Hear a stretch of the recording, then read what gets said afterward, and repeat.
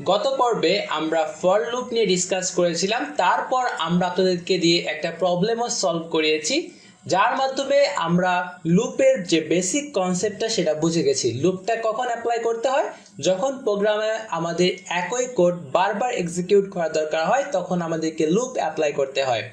তো পাইথনে আরও এক প্রকার লুপ রয়েছে, সেটা হচ্ছে হোয়াইল লুপ, এবং আজকে আমরা এই হোয়াইল লুপটা দেখার মাধ্যমে আমাদের এই সেকশনটা শেষ করব। তারপর আমরা কি করব? তারপর নেক্সট ভিডিও থেকে আমরা কিছু প্রজেক্ট যেগুলো করার জন্য আমরা অলরেডি এলিজিবল হয়ে গেছি, প্লাস প্লাস 15 to 20 প্লাস আমরা প্রবলেম সলভ করব, যেগুলো করার জন্য যারা শেখা দরকার আমরা শিখে ফেলেছি। তো চলুন আজকে হোয়াইল লুপটা দেখে নেওয়া যাক খুব সহজেই। তো হোয়াইল লুপ খুব সিম্পল। হোয়াইল লুপটা লেখার জন্য ফার্স্টে আমরা কি করব? একটা ভেরিয়েবল অ্যাসাইন করে দেব। ফর এক্সাম্পল ধরেন এখন আমরা হোয়াইল লুপের সাহায্যে 1 থেকে 10 পর্যন্ত প্রিন্ট করব। তো ফার্স্টে ধরেন আমি একটা ভেরিয়েবল নিলাম i ইজ ইকুয়াল টু ধরেন আমি 1 রেখে দিলাম। এখন হোয়াইল লুপটা কিভাবে কাজ করে? হোয়াইল লুপটা লেখার জন্য আমাদেরকে হোয়াইল কিওয়ার্ডটা ইউজ করতে হয়, তারপর আমাদেরকে ব্র্যাকেটসের ভিতরে কন্ডিশন দিতে হয়। তো কন্ডিশনটা কি?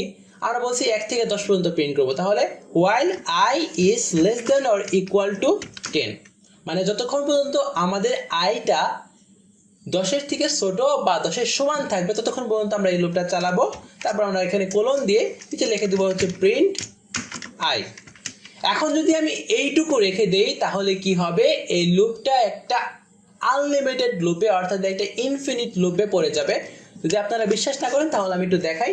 এখন যদি আমি এটাকে রান করে দেখতে পাবেন আমার কনসোলে শুধু 1 1 1 প্রিন্ট হচ্ছে, কারণ প্রত্যেকবারই কিন্তু i ইজ ইকুয়াল টু 1, যার ফলে এটা প্রিন্ট হয়ে যাচ্ছে।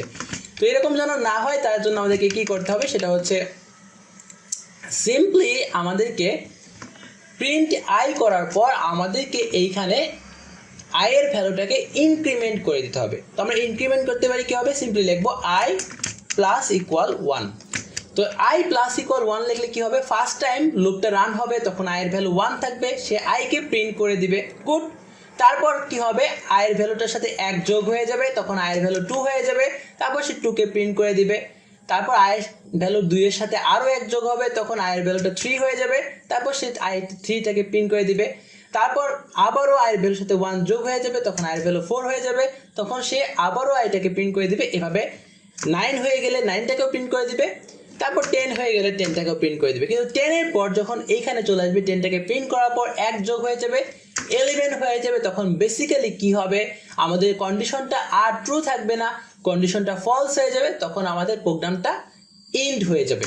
তো এখন যদি আমরা আবার এটা রান করি দেখতে পাবেন যে আমাদের এখন সিম্পলি 1 থেকে 10 পর্যন্ত প্রিন্ট হয়ে গেছে। সো এইভাবে একটা হোয়াইল লুপ লিখতে হয়। তো হোয়াইল লুপ লেখার জন্য আমাদেরকে ফার্স্টে উপরে একটা ভেরিয়েবল লিখতে হয়, যে ভেরিয়েবলটার উপর আমরা এই হোয়াইল লুপটা চালাচ্ছি। তো তারপর আমরা কি করব? হোয়াইল কিওয়ার্ডটা ইউজ করে আমরা একটা কন্ডিশন দিব, যে কন্ডিশনটার উপর বেস করে আমাদের এই লুপটা চলবে। তারপর সিম্পলি আমরা কোলন দিয়ে আমাদের এই লুপটা রান করব। অবশ্যই এখানে ইনডেন্টেশন ম্যাটার করে, তাই আমাদেরকে অবশ্যই এইটুকু জায়গা স্পেস বাদ রেখে, অর্থাৎ এক ট্যাব পরিমাণ স্পেস বাদ রেখে এইখানে আমাদের প্রিন্ট করতে হবে যা প্রিন্ট করতে চাই। তো এই ক্ষেত্রে আমরা আইকে প্রিন্ট করে দিয়েছি। তারপর আমাদেরকে যে কাজটি করতে হবে সেটা হচ্ছে আই এর ভ্যালুটাকে ইনক্রিমেন্ট করে দিতে হবে, আদারওয়াইজ এই লুপটা একটা কন্টিনিউ লুপে পড়ে যাবে। বুঝতে পারছেন বিষয়টা? খুব সিম্পল জিনিস। তো এইভাবে একটা হোয়াইল লুপ রান করতে হয়। এখন যদি কেউ আপনাকে বলে 1 থেকে 100 পর্যন্ত প্রিন্ট করবেন বা 5 থেকে 20 পর্যন্ত প্রিন্ট করবেন, তাহলে i এর ভ্যালু হবে হচ্ছে এখানে 5। তারপর আপনি লিখবেন i is smaller or equal to কত? 20, তাই না? তাহলে i প্লাস প্লাস এরকমভাবে সে 5 থেকে 20 পর্যন্ত আপনাকে প্রিন্ট করে দিবে। দেখেন 5, এই যেখান থেকে শুরু 5 তারপর 20। ফাইন। তো এই ছিল হোয়াইল লুপ। তো ফর লুপের সাথে হোয়াইল লুপের পার্থক্যটা কি আপনারা বুঝতে পেরেছেন? ফর লুপে কিন্তু আমরা i এর ভ্যালুটা, অর্থাৎ যেখানে যে ভেরিয়েবলটা অ্যাসাইন করেছি সেটাও কিন্তু আমাদের লুপের ভিতরেই হয়, কন্ডিশনটাও লুপের ভিতরেই হয়, তারপর হচ্ছে ইনক্রিমেন্টটাও লুপের ভিতরেই হয়, মানে ফার্স্ট লাইনে হয় ফর i ইন রেঞ্জ, তারপর যা যা হবে সেটা, তারপর নিজে জাস্ট প্রিন্ট হয়। হোয়াইল লুপের ক্ষেত্রে এটা আলাদা আলাদা।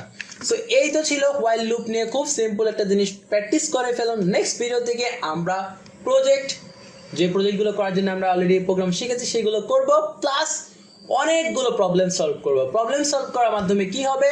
প্রবলেম সলভ করার মাধ্যমে আমাদের মধ্যে যে প্রোগ্রামিং এর যে ভিত্তিটা সেটা মজবুত হবে, আমরা বুঝতে পারবো কিভাবে রিয়েল ওয়ার্ল্ডের প্রবলেম সলভ করতে হয়।